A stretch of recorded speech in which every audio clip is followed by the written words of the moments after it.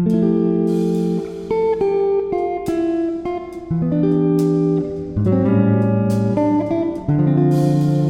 guys, welcome to The Screen. Yap, gua baru saja pulang dari bioskop, baru saja selesai menyaksikan film horor terbaru dari Falcon Pictures. Ini tentu saja Bayi Ajaib yang mulai dirilis di 19 Januari sampai sebulan ke depan kalian akan dihantui oleh Bayi Ajaib ini.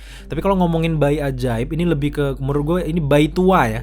Karena penggambaran Bayi Ajaib di sini adalah mukanya tuh muka orang kakek-kakek tua tapi badannya bayi. Jadi lebih baik ganti judul Bayi Tua gitu ya. Tapi enggak, sebenarnya film Bayi Ajaib ini adalah sebuah adaptasi ataupun remake dari film aslinya yang dirilis di tahun 1982, dimana itu adalah salah satu film horor yang gue benar-benar ngefans selain film Susana ya. Film Bayi Ajaib di kala itu gue tonton di tahun 90-an dan jujur itu memberikan kengerian tersendiri. Gue sampai takut ke toilet dan gue pengen merasakan sensasi itu lagi di bioskop setelah dibuat versi baru ini guys.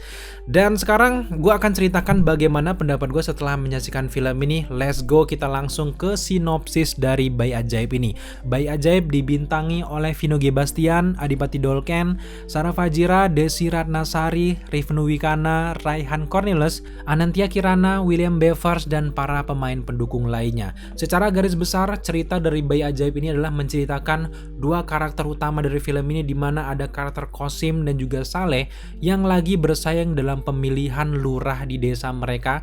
Dan dalam proses pemilihan ini akan terjadi beberapa hal-hal curang yang sebenarnya sangat relate dengan yang terjadi di era sekarang. Tapi di antara proses pemilihan ini dari cerita utama ini ada cerita sampingan yang membuat kita berpikir di luar nalar, di mana ternyata Kasim ini memiliki seorang istri yang istrinya ini diperankan oleh Sarah Fajira dan Kasim ini diperankan oleh Vino G. Bastian. Ternyata lagi hamil tua. Entah gimana ceritanya, tiba-tiba si istri dari Kasim ini sedang ingin melakukan pengobatan ke rumah dukun dan harus pulang sendirian akibat Kasim ini yang lagi sibuk-sibuknya. Nah, dalam perjalanan ini tiba-tiba ada juga hal-hal aneh yang membuat kita menghidik sendiri. Ternyata ada sosok dukun yang sedang menjahili istri dari Kasim ini. Dukun ini bernama Dorman, yang ternyata Dorman ini memiliki misi ingin cepat kaya dengan cara klinik. Pada akhirnya ia memanfaatkan janin yang ada di tubuh istri dari Kosim dan dimasukkanlah roh dari tokoh orang yang sudah meninggal yang bernama Albert Dominic. Dan sejak saat itu terjadilah hal-hal aneh dari awal film sampai filmnya berakhir. Kita akan menyaksikan bagaimana proses kelahiran dari istrinya Kosim sampai ke anaknya Kasim ini sih yang diberi nama dengan Didi ini mulai membesar dan akan terjadi hal-hal aneh. Ya pada umumnya seperti orang-orang kerasukan, tapi ini lebih aneh lagi gitu ya. Secara keseluruhan memang tidak ada hal yang berubah. Si Rako Priyanto ini masih menghormati materi awal dari film jadulnya. Gue itu sangat suka daripada keluar jalur kesana kemari yang gak jelas dengan improvisasi yang justru membuat filmnya jadi rusak. Justru menurut gue lebih bagus kayak gini. Memang diakui bahwa film ini tidak semua orang suka, jujur. Dari pemilihan PG-17-nya aja, itu sudah mencirikan bahwa Falcon Black ini tidak mau terlalu cari cuan ya. Karena kalau film horor mau cari cuan, lu buat film di PG-13 atau ya untuk semua umur gitu. Itu kalian cari cuan di sana. Tapi tampaknya Falcon Black ini mulai ingin membangun sesuatu yang serius dengan mengambil tema PG-17 yang tentu di sini akan sangat berdarah-darah. Salah satu poin yang gue benar-benar suka dari Bayi Ajaib ini adalah mereka benar-benar berani menampilkan adegan patah mematah, berdarah bercucuran, perut meletus tuh benar-benar kayak film-film era-era zaman dulu, zaman-zaman Susana, termasuk juga dengan Bayi Ajaib ini kan kayak gitu zaman dulu. Ternyata Falcon Black ini berani dan dia nggak mikirin duit men kayaknya yang film satu ini demi kepuasan. Jadi ya kalangan 17 tahun ke atas ini benar-benar terpuaskan dengan film ini.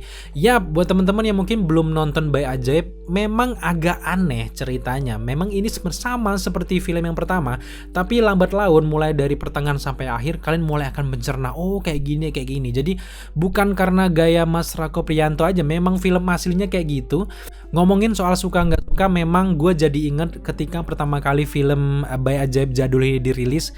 Memang awalnya mendobrak film-film mainstream horor pada zaman dulu, di mana kebanyakan film horor zaman dulu mereka itu mengangkat tentang urban legend kayak Susana, ngangkat tentang kuntilanak, sundel bolong. Itu kan benar-benar dekat dengan masyarakat gitu, pocong. Tiba-tiba dirilislah si Bayi Ajaib ini yang entah idenya dari mana, ada bayi yang misterius dengan kepala orang tuanya dari barat juga ya.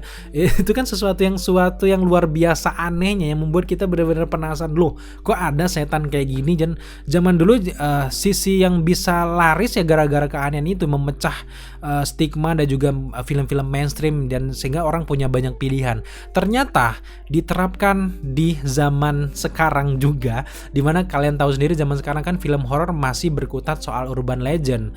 Kalau nggak kuntilanak nyeritain film horor, kalau pocong kayak berada dalam kubur lah, kuntilanak lah dan sebagainya, KKN-KKN-an lah, itu kan cerita-cerita urban legend yang ada di sekitar kita. Nah, tiba-tiba muncul film Bayi Ajaib ini dengan konsep yang sama penerapannya, ini kayak balik ke deja vu kayak zaman dulu. Sebagian orang pasti benar-benar penasaran dengan film ini, kok ada gitu bayi ajaib tapi kepalanya orang tua gitu. Pasti untuk orang-orang kalangan tertentu pengen nonton dan penasaran, dan mungkin itulah alasan kalian mungkin nyari review ini. Secara keseluruhan gue suka dengan penyutradaran dari Rako Priyanto, meskipun memang Rako Priyanto ini debutnya pertama kali menggarap film horor. Menurut gue udah langkah yang luar biasa ya. Transisi ceritanya juga untuk gue masih masuk akal, meskipun memang ada beberapa yang agak miss gimana, itu kan tergantung selera. Tapi untuk sebuah penghadiran dan juga menyampaikan pesan-pesan yang ada di film pertamanya disampaikan di era sekarang, menurut gue si Mas Rako Priyanto sudah sangat berhasil. Gue sangat suka dengan gaya film ini yang ya lagi-lagi nggak cari cuan untuk film-film yang untuk anak-anak gitu, nggak ya. Dengan keberanian mereka babi bu, dengan thrillernya bak, kaki patah, pokoknya perut meledak, semuanya itu gue sangat suka. Dan juga ceritanya dari awal sampai akhir sangat mudah untuk dimengerti. Dan perlu kalian ketahui juga bahwa film Bayi Ajaib di tahun 2023 ini justru mengambil latar waktu yang jauh lebih jadul daripada film pertamanya. Kalau film pertamanya kan mereka mengambil latar sekitar memang tahun 1980-an. Nah, di film Bayi Ajaib 2023 ini ternyata mereka mengambil latar di tahun lebih ke belakang lagi, yaitu tahun 1900-an, yang dari visualisasinya gue benar-benar berasa bahwa itu memang benar-benar tahun 1900-an. Karena gue salut sih dengan tim yang membangun set-set kayak gini, dan gue yakin bahwa ini memang benar-benar jadul gitu. Apalagi kalau ngelihat pisau-pisau yang untuk mereka nyunat si anak Qasim ini tuh benar-benar ya, ini benar tahun-tahun 1900-an. Jadi dari segi sinematografi semuanya itu benar-benar sangat meyakinkan bahwa ini memang di tahun 1900-an. Dari warna-warna kekuning-kuningannya, sepia kayak ini, banyak adegan gelap. Menurut gue sebuah teknik pengambilan gambar yang berhasil dengan latar waktu zaman dulu dipadukan dengan teknologi kamera zaman sekarang. Menurut gue ini sebuah karya yang luar biasa. Gue suka justru dari gue nonton film ini banyaknya gue fokus dengan teknik pengambilan gambar dan gimana cara mimik wajah, tata make upnya tuh gue, wah ini keren gitu ya.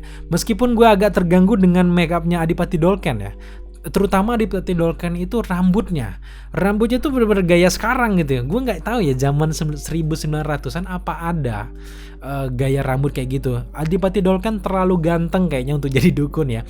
Mungkin menurut gue agak lebih baik Adipati Dolken kayak memang rupa-rupa dukun tuh gimana sih, kayak agak berantakan bla bla bla. Tapi tidak masalah karena gue belum bisa, masih gagal fokus dengan Adipati Dolken yang biasanya kan menjadi protagonis, tiba-tiba di sini menjadi antagonis. Terutama juga dengan Qasim, sosok Qasim kan diperankan oleh Vino G. Bastian. Sosok kodratnya tuh pasti buat teman-teman belum bisa lepas sepenuhnya kan. Tapi justru kalau di kodrat dia ini jadi dukunnya, jadi ustadznya gitu ya. Tapi di film ini justru dia ini nggak tahu agama, pokoknya lebih ke musyrik, suka nipu-nipu warga desa dengan kayak dalih-dalih minjam uang, ujung-ujungnya ngambil tanah gitu ya. Hal yang membuat film ini menjadi luar biasa juga adalah Vino G. Bastian, Sarah Fajira juga luar biasa, pendalaman karakter Adipati Dolken, apalagi chemistry mereka ini benar-benar meyakinkan bahwa ini memang cerita yang memang terjadi di masa lampau, kayak berasa nonton film kisah nyata gitu ya. Dan untuk sosok Didi sendiri menurut gue cukup seram. Kalau dibilang seram, ini ngomongin soal seram, film ini tuh bukan yang film horor yang kalian cari selama ini. Memang selama ini kan banyak film horor mainstream yang wah seramnya jump scare, bam bam bam bam. Itu di film ini minim sekali jump scare. Kalian nggak akan merasakan kayak film-film mainstream. Di sini lebih ke horornya tuh horror thriller yang ngeri. Kalau kalian mau cari sisi misterius kayaknya nggak ada deh di film ini, karena dari trailer sendiri kan udah diperlihatkan wajah si bayi ajaib ini gimana, sosok tuanya. Tapi justru di sini momen-momen gimana si Didi ini mengejar korban satu demi satu, itu yang membuat sisi deg-degan dan sebuah pengalaman yang luar biasa dari film ini. Minim jump scare, tapi menawarkan kengerian yang berbeda di tahap yang berbeda. Masih ngobrolin soal teknis, gue sangat suka dengan transisi CGI yang dihadirkan di film Bayi Ajaib versi 2023 ini. Gue sangat suka dengan perubahan wajah dari Didi berubah tiba-tiba menjadi kakek-kakek, dan ada di beberapa momen kan dia berubah CGI-nya tuh dengan cepat jus gitu. Itu sih gue merasa bangga karena gue jadi ingat film aslinya, karena film asli kan CGI-nya tuh pas-pasan. Apalagi kalau kalian nonton sekarang Bayi Ajaib yang tahun 1982 itu kan bafuk parah ya, apalagi di ending ketika si Albert ini keluar dari tubuhnya Didi. Wah itu sih parah sih, bisa ngambil dari YouTube. Tapi di era sekarang di versi Rako Priyanto ini gue merasakan upgrade yang luar biasa. Ini sih yang paling menonjol dengan CGI yang luar biasa ini menurut gue. Akhirnya disesuaikan dengan era sekarang, bahkan endingnya pun disesuaikan dengan gaya-gaya perfilman sekarang, dimana nggak seperti film aslinya yang langsung selesai gitu ya. Ternyata ada plot twist yang membagongkan. Gue nggak duga sih plot twist itu, gue pikir udah selesai lah, karena kita kan udah nonton Katam lah film pertama, udah selesai ceritanya. Ternyata ada plot twist lagi yang di akhir, yang menurut gue ini sebagai modal untuk Bayi Ajaib 2 kali ya. Kalau filmnya laris pasti bakal ada Bayi Ajaib 2, jadi tontonlah supaya filmnya laris, kita nungguin yang kedua gitu. Kita penasaran dengan ide orisinil dari tim-tim dari Falcon Black nantinya guys. Secara keseluruhan gue sangat suka dengan perpaduan antara plot cerita yang mudah dimengerti, chemistry yang luar biasa dari para karakter, kemudian juga sinematografi yang sangat menyesuaikan dengan pada eranya. Pada akhirnya gue merekomendasikan film ini untuk kalian tonton. Memang tidak seperti film horor biasanya, tapi ini akan memberikan pengalaman yang berharga buat kalian untuk menyaksikan suatu film yang nggak mainstream itu aja ya guys ya.